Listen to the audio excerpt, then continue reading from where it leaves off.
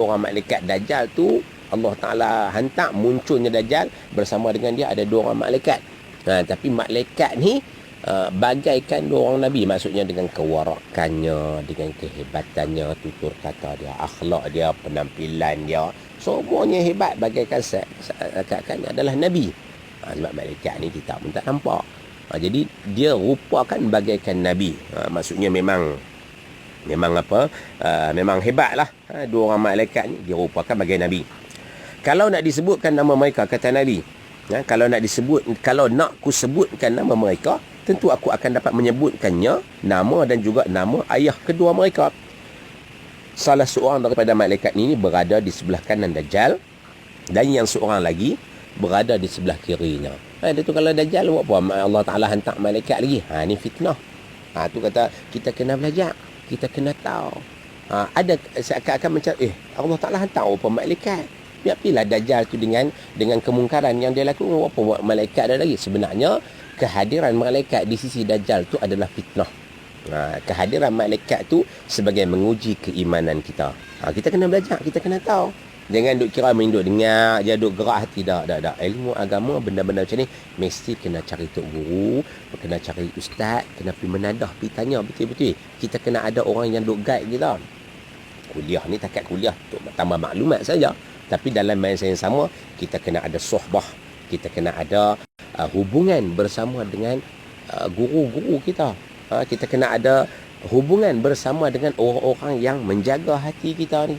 Kena duduk rapat dengan orang-orang yang soleh, berkawan dengan orang-orang yang baik. Jadi yang itulah peranan dia. Tapi kalau sekadar kata berkuliah sahaja tanpa ada orang yang guide, bimbang juga, kita akan tersesat. Tapi ilmu penting, kita kena tahu, kita kena belajar.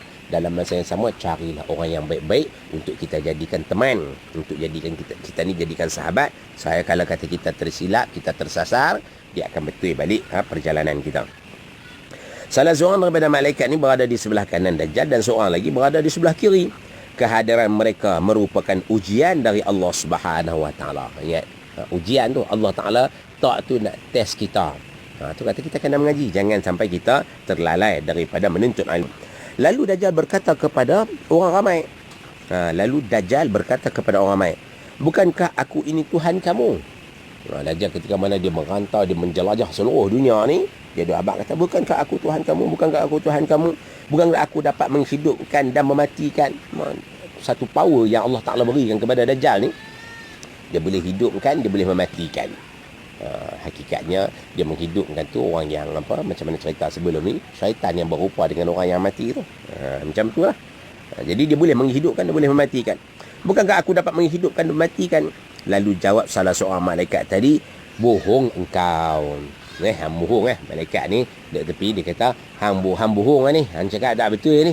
Apa pula boleh menghidupkan mematikan? Hak ni bohong ni, bukan betul ni. Hak ni tipu je, trik je, bukannya betul pun. Lalu ucapan malaikat ni tidak dapat didengar oleh sesiapa pun kecuali hanya oleh malaikat yang seorang lagi. Ada 2 orang malaikat, seorang kata kamu bohong. Ketika mana Dajjal kata, sembahlah aku ni sebagai Tuhan, kerana aku boleh menghidupkan dan aku boleh mematikan. Malaikat ni kata, hang bohong ni, auta ni, sembang apa, tipu je ni. Tapi kata-kata malaikat ni tidak didengari oleh orang lain.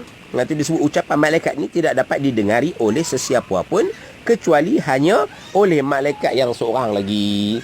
Ada 2 orang malaikat, seorang malaikat ni kata, bohong ni, hang cerita bohong, hang cakap bohong ya. Orang lain tak dengar. Semua makhluk manusia ni tak dengar, makhluk di bumi ni tak dengar, melainkan malaikat yang seorang lagi yang dirupakan bagaikan Nabi.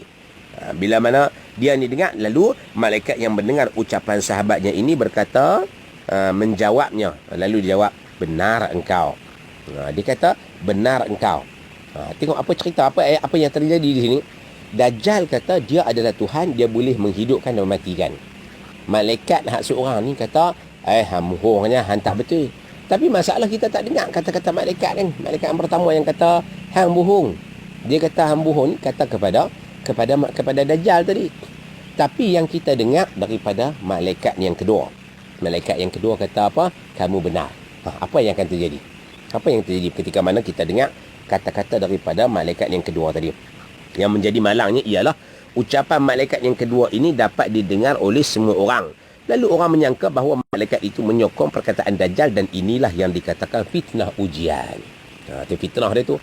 Dajjal kata, aku adalah Tuhan, aku boleh menghidupkan dan aku boleh mematikan. Tapi malaikat yang pertama kata, hai hang muhung ya. Dia kata kepada Dajjal. Dia kata kepada Dajjal, hang muhung. Tapi kita tak dengar. Malaikat yang kedua, yang dengar perkataan daripada malaikat yang pertama tadi, dia kata, kamu benar. Kamu tadi tu bukan dekat Dajjal. Kamu tu kepada malaikat yang pertama. Tapi kita yang dengar ni, kita duk kata, oh malaikat ni kata Dajjal tu betul. Kamu benar. Ni tersilap. Ni fitnah yang besar. Ni kita mengaji, kita tahu, kita pasal lah. Oh, dulu pernah dah Nabi sebut lah. Pernah dibukukan dalam Kiamat hampir tiba. Hadis diriwayatkan daripada Imam Ahmad mengatakan, kamu benar ni adalah fitnah yang besar. Tu kata kena mengaji. Kalau kita dah tahu ni, orang kata tu, apa orang hebat tu. Dia tu adalah Nabi. Orang tu kata Nabi-Nabi. Tapi hakikatnya malaikat. Nabi tu kata dia membenarkan apa yang dibawa oleh si fulan ni, Dajjal ni. Dia betul. Dia kata benar. Kita jawab balik, kita yang tahu ilmu, kita yang tahu asal usul, tahu punca, kita akan kata apa? Tak, sebenarnya malaikat Nabi yang sebut kata kamu benar, itu bukan benar membenarkan apa yang Dajjal kata. Aku sembahlah aku sebagai Tuhan, aku boleh menghidupkan matikan. Bukan dia kata benar kamu dengan pada kata-kata tu. Dia membenarkan pada malaikat yang pertama yang kata kamu dusta, kamu bohong. Malaikat yang pertama kata, kazabta, kamu dusta. Dia kata kepada Dajjal. Malaikat yang kedua ni membenarkan pada malaikat yang pertama ni, bukan membenarkan Dajjal. Ni fitnah yang berlaku, ujian kepada kita ketika mana Dajjal mendakwa diri dia adalah Nabi. Waktu kita kena jaga diri, kita kena jaga betul-betul, faham betul-betul ada ilmu ni, insya-Allah kita terelak daripada fitnah Dajjal. Bukan main keliru yang akan terjadi yang berpunca dari salah erti kepada ucapan malaikat yang kedua ini, sehingga ramai orang yang akan menjadi korban kekeliruan ini.